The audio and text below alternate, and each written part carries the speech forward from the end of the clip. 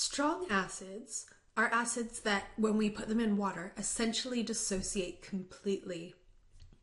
So, for example, if we have an acid HA and it's a strong acid, when we put it in water, it will essentially completely make H3O plus and A minus. So this proton here will completely be transferred to the water.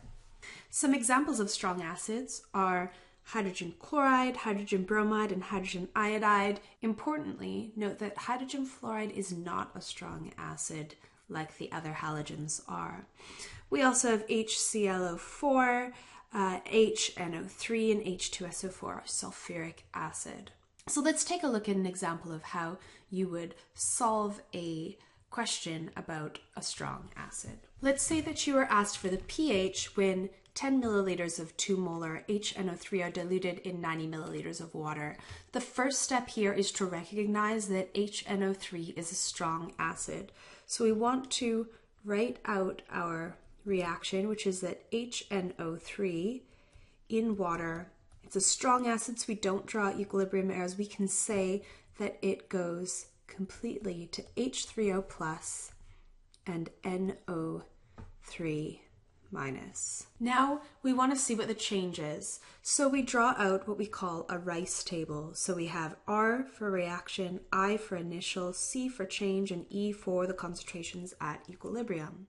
We need to either put in the number of moles or the final concentration. So here we have a volume change, so this initial concentration of 2 molar is different than we'll have at the end. So in our ICE table, we can always use the number of moles, or we can use the final concentration. I'm going to use the number of moles in this example. So the first step is figuring out what is our initial number of moles of HNO3. So I have 2.0 moles per liter, and I have 10 milliliters, and I want to multiply that by there are 1,000 milliliters in 1 liter. So that means my milliliters cancel, my liters cancel.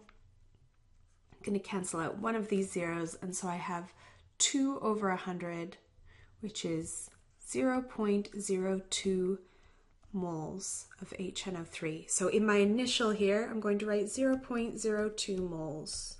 Since this is a strong acid, when we put it in water, all of it will react. So in the change column, we say minus 0.02 moles. Everything that reacts here is going to turn into H3O plus and NO3 minus. So in the change column here, we write plus 0.02 moles and plus 0.02 moles. The water is reacting too, but the concentration essentially doesn't change, so we often ignore it in the ICE table. Now we need the number of moles at equilibrium, so we just add up each column. So 0.02 minus 0.02 is 0 moles at equilibrium. This started as 0, so 0 plus 0.02 is 0.02 moles, and here is 0.02 moles. Now our question asks us for the pH. So we know that pH is equal to the negative log of the concentration of H3O plus. We have the moles of H3O plus here, but what we need is the concentration.